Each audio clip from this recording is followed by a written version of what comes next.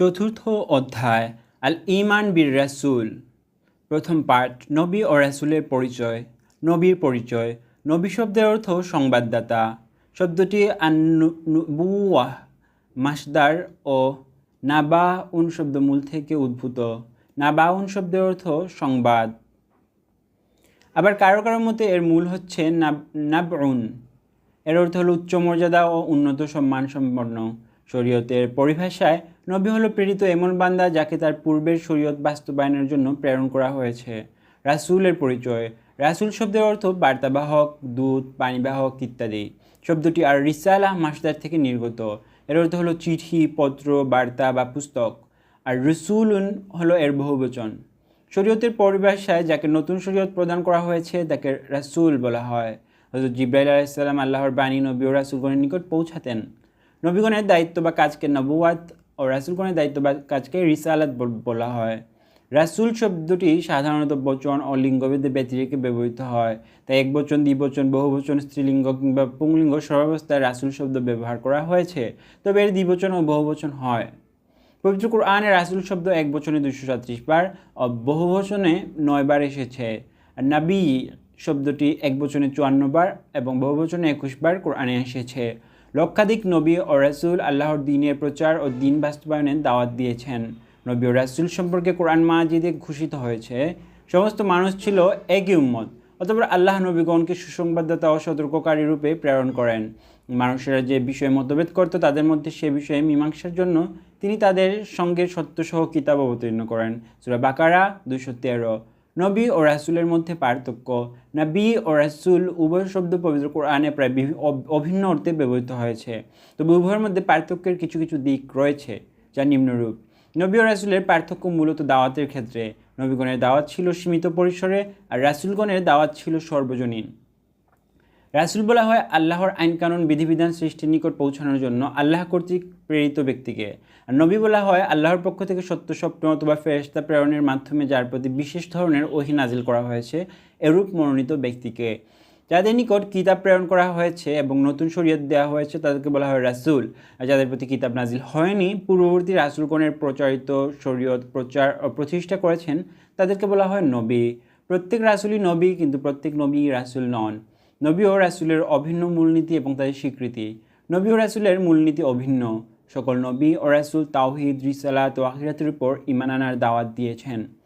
সর্বপ্রথম নবী হযরত আদম আলাইহিস সালাম এবং সর্বশেষ নবী ও রাসূল হযরত মুহাম্মদ সাল্লাল্লাহু আলাইহি সাল্লাম পর্যন্ত কমপক্ষে 1,24,000 নবী রাসূল সকলেই যে সত্য, সকলেই আনিত দিন যে সত্য ছিল, সকলেই যে মাসুম ছিলেন, এ বিশ্বাস রাখা প্রত্যেক মুসলমানের উপর ফরজ। তাদের উপর যে কিতাব ও সহিফা নাজিল হয়েছে এর সবগুলোই যে সত্য ছিল তা মেনে নেওয়া ঈমানের শর্ত। প্রত্যেক নবী রাসূলগণের আনিত কিতাবের উপর ঈমান আনা মুত্তাকিদের মৌলিক গুণাবলীর অন্তর্ভুক্ত। আল্লাহ তাআলা বলেন, মুত্তাকি তারাই যারা আপনার এবং আপনার পূর্ববর্তীদের উপর অবতীর্ণ কিতাবের উপর ঈমান রাখে। সূরা বাকারা 4। নবী রাসূলদের মধ্যে আল্লাহর প্রেরিত পুরুষ হিসেবে তাদের প্রতি ঈমান আনার ক্ষেত্রে পার্থক্য করা যাবে না, যেমন মহান আল্লাহ তাআলা ইরশাদ করেন, রাসূল তার রবের পক্ষ হতে যা তার প্রতি নাজিল হয়েছে তাতে ঈমান এনেছেন এবং মুমিনগণও। তারা সকলে আল্লাহ, তার ফেরেশতাগণ, তার কিতাবসমূহ ও তার রাসূলগণের প্রতি ঈমান এনেছেন। তারা বলেন, আমরা তার রাসূলগণের মধ্যে কোনো তারতম্য করি না। তারা আরও বলেন, আমরা শুনেছি এবং পালন করেছি। হে আমাদের পরওয়ারদিগার, আমরা আপনার নিকট ক্ষমা চাই এবং আপনার কাছেই ফিরে যেতে হবে। সূরা বাকারা 285। একথা বিশ্বাসে বদ্ধমূল করে নিতে হবে যে হযরত আদম আলাইহিস সালাম থেকে রাসূল আকরাম সাল্লাল্লাহু আলাইহি সাল্লাম পর্যন্ত সকল নবী রাসূলের দ্বীন তথা জীবন ব্যবস্থা ছিল ইসলাম। যখনই কোনো জনগোষ্ঠী ইসলামের মূলনীতি থেকে বাঁকা পথে অগ্রসর হয়েছে, তখনই আল্লাহ তাআলা নবী রাসূল প্রেরণ করে তাদেরকে আবার সঠিক দ্বীনের পথে আনার ব্যবস্থা করেছেন। রাসূলুল্লাহ সাল্লাল্লাহু আলাইহি সাল্লামের প্রতি তাজিম ও মুহাব্বত। আল্লাহ তাআলার নিদর্শনাবলীকে তাজিম বা সম্মান দেখানোর আদেশ আল্লাহ তাআলা পবিত্র কোরআনে দিয়েছেন। আল্লাহ তাআলা বলেন, আর কেউ আল্লাহর নিদর্শনাবলীকেও সম্মান করলে তা হবে তার অন্তরের তাকওয়ার বহিঃপ্রকাশ। সূরা হজ 32। হযরত উমর রাদিয়াল্লাহু তাআলা আনহু প্রিয় নবী সাল্লাল্লাহু আলাইহি সাল্লামকে বলেন, হে আল্লাহর রাসূল সাল্লাল্লাহু আলাইহি সাল্লাম, আমি আপনাকে আমার প্রাণ ছাড়া সব কিছু থেকে অধিক মহব্বত করি। নবী করিম সাল্লাল্লাহু আলাইহি সাল্লাম বলেন, না, যে সত্তার হাতে আমার প্রাণ তার শপথ, যতক্ষণ না আমি তোমার কাছে তোমার প্রাণের চেয়েও অধিক প্রিয় হব ততক্ষণ পর্যন্ত তুমি ইমানদার হবে না। অতঃপর হযরত উমর রাদিয়াল্লাহু তাআলা আনহু বলেন, নিশ্চয়ই এখন আপনি আমার কাছে আমার প্রাণের চেয়েও অধিক প্রিয়। রাসূলুল্লাহ সাল্লাল্লাহু আলাইহি সাল্লাম বলেন, হে উমর, এখন তুমি ইমানদার হলে। সহিহ বুখারী। রাসূলুল্লাহ সাল্লাল্লাহু আলাইহি সাল্লাম ইরশাদ করেন, তোমাদের কেউ ইমানদার হবে না যতক্ষণ না আমি তার সন্তান, পিতামাতা এবং সকল মানুষ থেকে তার কাছে অধিক ভালোবাসার পাত্র হই। তাই রাসূল সাল্লাল্লাহু আলাইহি সাল্লামকে মুহাব্বত করা ঈমান। তাকে সাধারণ বা আমাদের মতো মানুষ মনে করা, বড় ভাইয়ের মতো মনে করা বা সাধারণ বার্তাবাহক দূত মনে করা তার শানের খেলাফ হয়। এ সকল আকীদা কুফরি। রাসূল সাল্লাল্লাহু আলাইহি সাল্লাম নিজেই বলেছেন, জেনে রাখো যার মুহাব্বত নেই তার ঈমান নেই।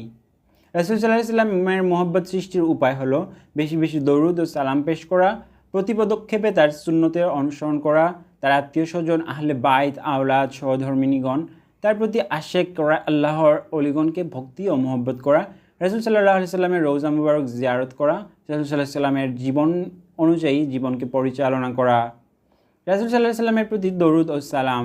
রাসূলুল্লাহ সাল্লাল্লাহু আলাইহি সাল্লামের প্রতি দরুদ ও সালাম একটি গুরুত্বপূর্ণ ইবাদত।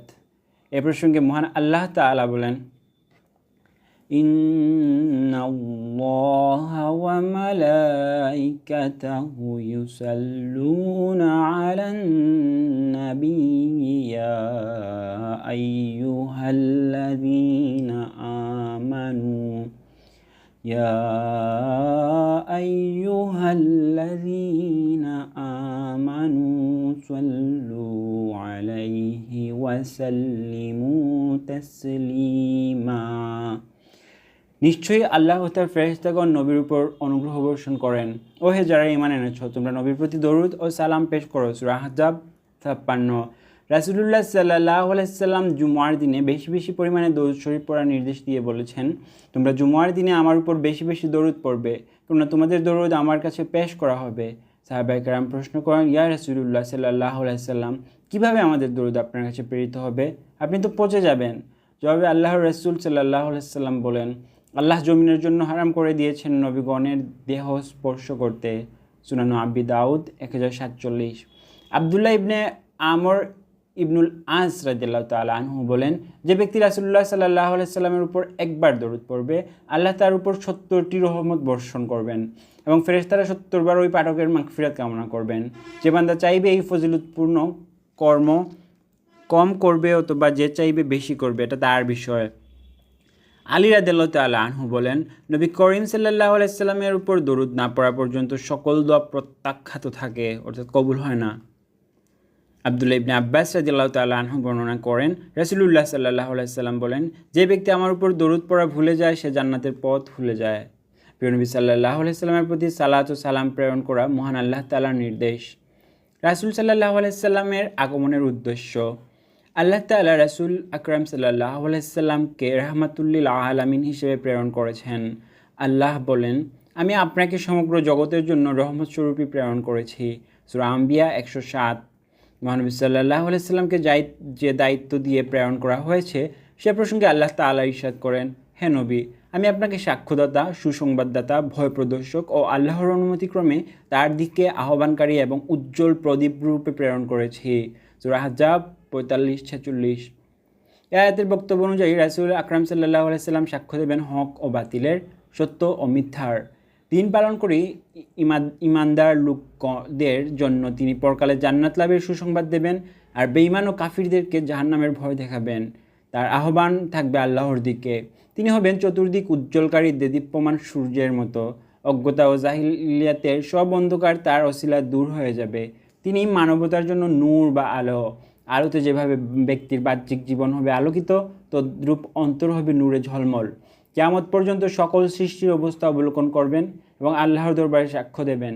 প্রিয় নবী সাল্লাল্লাহু আলাইহি সাল্লামকে আল্লাহ তাআলা প্রধান 4টি দায়িত্ব দিয়ে প্রেরণ করেছেন। এ ব্যাপারে আল্লাহ তাআলা বলেন, অবশ্যই আল্লাহ মুমিনদের প্রতি অনুগ্রহ করেছেন যে তিনি তাদের কাছে তাদেরই মধ্য থেকে একজন রাসূল পাঠিয়েছেন। তিনি আল্লাহর নিদর্শনাবলী তাদের সামনে সুস্পষ্টভাবে তুলে ধরেন, তাদের পরিশুদ্ধ করেন এবং তাদের শিক্ষা দেন কিতাব ও হিকমত, যদিও তারা পূর্বে প্রকাশ্য গুমরাহিতে নিমজ্জিত ছিল। সূরা আলে ইমরান 164। রাসূলুল্লাহ সাল্লাল্লাহু আলাইহি সাল্লাম মানুষ ছিলেন, তবে আমাদের মতো নন। হযরত মুহাম্মদ সাল্লাল্লাহু আলাইহি সাল্লাম একজন মহামানব, এটাই মহাসত্য। তিনি কোনো ফেরেশতা বা জিন ছিলেন না। মানুষের মর্যাদা ফেরেশতা বা জিন থেকে অনেক ঊর্ধ্বে, তবে তিনি অতুলনীয় মহামানব। আল্লাহ তাআলা যেমনই স্রষ্টা হিসেবে অনন্য, তেমনি মহানবী সাল্লাল্লাহু আলাইহি সাল্লাম সৃষ্টিজীবের মধ্যে অনন্য। কোনো সৃষ্টিকে আল্লাহর সাথে তুলনা করা শিরক, যা মারাত্মক জুলুম। আবার কোনো সৃষ্টিকে রাসূল সাল্লাল্লাহু আলাইহি সাল্লামের সাথে তুলনা করার অর্থ হলো তার মান ও মর্যাদাকে খাটো করা। এজন্যই বলা হয় রাসূল সাল্লাল্লাহু আলাইহি সাল্লামকে তুচ্ছ করা, যা সর্বসম্মতভাবে কুফরি। আল্লাহ তাআলা তার প্রিয় হাবিব সাল্লাল্লাহু আলাইহি সাল্লামকে নিজে বাশার বলেননি, বরং তার হাবিবকে বিনয়ে প্রকাশের উদ্দেশ্যে নিজের পরিচয় দিতে বলেছেন এভাবে, বলুন হে নবী, আমি তোমাদের মতো একজন মানুষই, তবে আমার উপর ওহী অবতীর্ণ হয়। নিশ্চিতভাবে তোমাদের ইলাহ মাবুদ একজনই। সূরা কাহাফ 110। যারা মহানবী সাল্লাল্লাহু আলাইহি সাল্লামকে মানব জাতির অন্তর্ভুক্ত মনে না করে অন্য কোনো সৃষ্টির অন্তর্ভুক্ত মনে করে এ আয়াতে তাদের সঠিক জবাব দেওয়া হয়েছে। নিঃসন্দেহে রাসূলগণ মানব জাতি থেকেই প্রেরিত হয়েছেন। পূর্ববর্তী অনেক জাতি আল্লাহর সাথে শিরক করে ধ্বংস হয়েছে, তাই মুসলমানদের শিরকযুক্ত আকীদা থেকে মুক্ত থাকা আবশ্যক। আবার যুগে যুগে নবী রাসূলগণকে তাদের সৃষ্টি ও গুণগত বৈশিষ্ট্য অস্বীকার করে সমাজের বড় লোক, মুরলসহ অহংকারীরা তাদেরকে সাধারণ মানুষই শুধু মনে করেনি, বরং তাদেরকে আরও হীন তুচ্ছ মনে করে বলতো, এটা তো বাশার বা সাধারণ মানুষের কথা, সে কি আমাদের মতো মানুষ যে তাকে আমরা অনুসরণ করব? রাসূল সাল্লাল্লাহু আলাইহি সাল্লাম আমাদের মতো মানুষ। এসব কথাই ছিল কাফির মুশরিকদের পক্ষ থেকে তুচ্ছ করার গালিস্বরূপ। ইমাম রাগিব বলেন, কাফিররা যখন নবীদের শানমানকে হীন ও তুচ্ছ জ্ঞান করত, তখনই বাশার পরিভাষাটি ব্যবহার করত। আল্লাহ তাআলা এজন্যই তার প্রিয় নবী সাল্লাল্লাহু আলাইহি সাল্লামকে জানিয়ে দিতে বলেছেন, আমি তোমাদের মতো মানুষ, তবে পার্থক্য আমি সাধারণ মানুষ নই, আমার উপর ওহী অবতীর্ণ হয়। সাইয়্যিদুল মুরসালিন রাহমাতুল্লাহ আলামিন সাল্লাল্লাহু আলাইহি সাল্লামকে সাধারণ মানুষ মনে করে যদি তার আনুগত্য করা হয়, তা হবে তার মর্যাদা ও শানের খেলাফ। সাধারণ মানুষ মনে করা ছিল কাফির মুশরিকদের আকীদা। কাফির নেতারা সাধারণ জনগণকে বলতো, আর যদি তোমরা তোমাদের মতোই একজন মানুষের আনুগত্য করো, তবে তো তোমরা অবশ্যই ক্ষতিগ্রস্ত হবে। সূরা মুমিনুন 34। অথচ রাসূল কারীম সাল্লাল্লাহু আলাইহি সাল্লাম নিজেই বলেন, তোমাদের কে আছো আমার মতো? অন্য হাদিসে রাসূল সাল্লাল্লাহু আলাইহি সাল্লাম বলেন, কিন্তু আমি তোমাদের কারোর মতো নই। রাসূল কারীম সাল্লাল্লাহু আলাইহি সাল্লাম এমন সত্তা, যার সামনে জুড়ে কথা বললে বা বেয়াদবি করলে জীবনের সকল আমল বরবাদ হয়ে যায়। কুরআনের ভাষায় তোমাদের আমলসমূহ বরবাদ হয়ে যাবে আর তোমরা তা বুঝতেও পারবে না। সূরা আল হুজুরাত 2। খাতমে নবুয়াত। খাতমে নবুয়াত বা মুহাম্মদ সাল্লাল্লাহু আলাইহি সাল্লামকে শেষ নবী হিসেবে মেনে নেওয়া ইসলামী আকীদার মৌলিক একটি বিষয়। যদি মুহাম্মদ সাল্লাল্লাহু আলাইহি সাল্লামকে শেষ নবী মানা না হয়, তাহলে কুরআন, সুন্নাহ, ইসলামী শরীয়তের সব কিছু প্রশ্নের সম্মুখীন হয়ে পড়ে। নতুন কাউকে নবী মানলে পূর্বের নবীর কোনো কথা বা নির্দেশ মানার প্রয়োজন থাকে না। বিষয়টি অতি গুরুত্বপূর্ণ বিধায় মহান আল্লাহ তাআলা এ সম্পর্কে চূড়ান্ত ফয়সালা দিয়েছেন এবং মুহাম্মদ সাল্লাল্লাহু আলাইহি সাল্লাম এ বিষয়ে সুস্পষ্ট ঘোষণা দিয়েছেন। আল্লাহ তাআলা ইরশাদ করেন, মুহাম্মদ সাল্লাল্লাহু আলাইহি সাল্লাম তোমাদের পুরুষদের মধ্যে কারোরই পিতা নন, বরং তিনি আল্লাহর রাসূল ও নবীগণের সমাপ্তিকারী, আর আল্লাহ সর্ববিষয়ে মহাজ্ঞানী। সূরা আহজাব 40। আয়াতে বর্ণিত খাতমুন শব্দের অর্থ তার মাধ্যমে নবুয়তের খতম বা শেষ করা দেওয়া হয়েছে। খাতামুন নাবিয়িন অর্থ তাদের শেষ রাসূল। প্রিয় নবী সাল্লাল্লাহু আলাইহি সাল্লাম ইরশাদ করেন, আমি শেষ নবী, আমার পর আর কোনো নবী নেই। তাই যে বা যারা মুহাম্মদ সাল্লাল্লাহু আলাইহি সাল্লামকে শেষ নবী মানবে না, তারা সমগ্র বিশ্বের ফকিহগণের রায় মোতাবেক অমুসলিম। রাসূল সাল্লাল্লাহু আলাইহি সাল্লামের শান ও মানকে হেয় করার পরিণাম। মহান আল্লাহ তাআলা যার উপর দরুদ পড়েন, ফেরেশতারা যার শান ও মানে বয়ানে সদা ব্যস্ত, নবী রাসূলগণ যার ভক্ত অনুরক্ত, পবিত্র কুরআনে যার নাম ধরে আল্লাহ তাআলা একবারও ডাকেননি, সৃষ্টির সূচনা ও কেন্দ্রবিন্দু যিনি, যার শান ও মানকে বুলন্দ করার জন্য এই সৃষ্টি জগৎ। তার মান মর্যাদায় আঘাত লাগতে পারে, অথবা কথা বা কাজে ইশারা বা ইঙ্গিতে তাকে খাটো করা হয়, এমন কোনো কথা ও কাজ কুফুরির শামিল। তিনি আমাদের মতোই মানুষ, তার মান মর্যাদা বড় ভাইয়ের চেয়ে অধিক নয়। তিনি পিয়নের মতো বার্তাবাহক মাত্র, তার শান বেশি বললে শিরক হয়ে যাবে, তাকে ভক্তি ভরে সালাম দিলে গুনাহ হবে। এসব আকীদা মুনাফিকদের, যার কথা ও কাজ তারা প্রিয় নবী সাল্লাল্লাহু আলাইহি সাল্লামকে কষ্ট দেয়, তাদের প্রতি আল্লাহ লানত করেছেন। যারা আল্লাহ ও তার রাসূলকে কষ্ট দেয়, আল্লাহ তাদেরকে দুনিয়া ও আখিরাতে লানত করেন এবং তিনি তাদের জন্য প্রস্তুত রেখেছেন লাঞ্ছনাদায়ক শাস্তি। সূরা আহজাব 57। প্রিয় নবী সাল্লাল্লাহু আলাইহি সাল্লামের দরবারে তার কণ্ঠের আওয়াজের চেয়ে অন্য কোনো মানুষের কণ্ঠের আওয়াজ বড় হলে সে সামান্য বেয়াদবির জন্য সারা জীবনের আমল বরবাদ হয়ে যাবে। মহান আল্লাহ এ প্রসঙ্গে বলেন, তোমাদের সকল আমল বরবাদ হয়ে যাবে, তাতে তোমরা টেরও পাবে না। সূরা হুজুরাত 2। তাই একথা মনে রাখতে হবে, আল্লাহর সাথে কাউকে তুলনা করা শিরক, আর প্রিয় নবী রাসূল সাল্লাল্লাহু আলাইহি সাল্লামের সাথে বেয়াদবি করা কুফরি।